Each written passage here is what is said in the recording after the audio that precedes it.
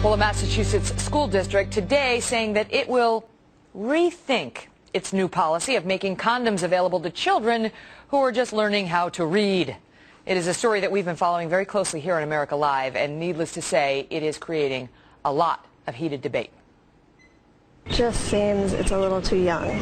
I think it's a little too young, but kindergarten is way too little. I think that it's a good idea as long as there's responsible teachers to explain what's the reality of this world. No, that's not right at all. I mean, that's condoning it.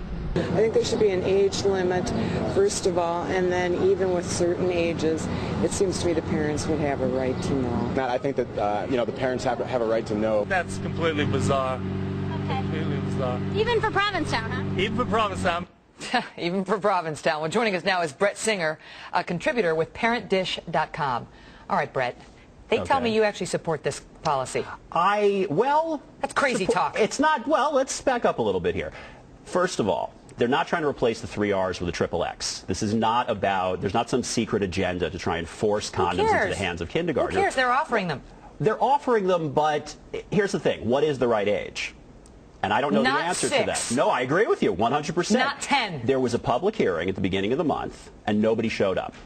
No, they talked about it. Once people started talking about it... You don't need parents to show up to give you a brain in your head so that you know that... And actually, I'm being charitable with the 6 years old. The policy extends to the preschool level. Now, granted, no 3 or 4 year old is likely to walk in there, but maybe they do because they're curious. And under their policy, they're going to give that 4-year-old a condom. Which is a silly policy, I agree with you, but once people started talking to them about it, there was a lot of flexibility. The reason, from what I understand, is that they didn't want to put an age limit on it.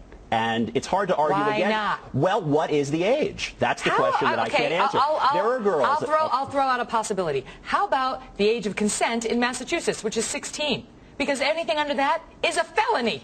It's a felony in Massachusetts? Yeah, the age of consent in Massachusetts It's a funny state there. 16. You can't buy beer on Sunday, and what else are you going to do on I'm just Sunday? saying, listen, the superintendent of that school better think twice about handing out condoms to kids who are 10, 11, 12 even, let's say, because that's statutory rape under the state of Massachusetts Well, not laws. handing out the condom. Handing out the condom... Having the sex. Okay. But if you're a mandatory reporter, like a school district is, like a teacher is, and a student comes to you and says, I'm having sex, and he or she is 11 years old, you have a duty to report that as a sexual assault, as a statutory rape. Instead, this school is going to say, here's a condom. Enjoy. What's the other answer, though? I mean, you can't assume that the kids aren't going to be having sex. And I understand, 10, 11 years old, it's horrifying to me. But not to her, not to that nutcase. Was Beth Singer? No relation to me, by the way. Yes. But I think that she was not looking to put condoms in the hands of first graders. I really don't think that was the case. I think that what it came down to is they didn't want to put an age limit on it. And once people spoke to them about it, yes, common sense came in. You hear a lot about, well, you don't have to legislate that because common sense would dictate. Well, this is one of those times. Here's my question for you. Let's say that they amend it. Okay, they're rethinking. I mean, it takes a lot to have the liberal governor of Massachusetts call you up and say, rethink your policy on, condom distribution. But that's what happened here. Deval Patrick called personally. He's up for re-election, and he's up against two conservatives. There you go. And said, hey, we might want to rethink the policy. So now, reportedly, they are going to rethink. They haven't drawn it back. They're going to rethink it. But here's my question to you. Even if they dial it back, the policy as it stands now, if you're a parent, you cannot opt your child out. You can't call up the school and say, if my kid comes to you and asks for a condom, don't give it to him. Call me so I can talk to him about it. One of the things, opting out is something I'm hearing a lot about, particularly when it comes to schools. It's a school, though. It's not a Happy Meal. You don't get to say, I don't want the French fries, but I do want this. I understand. If you don't like the policy, the thing to do is to get involved. They had the public hearing. There's voting. You were saying the governor's up for re-election. And that's one way to get involved. There were birds flying by. I'm sorry, it was distracting. But that's something that you can do.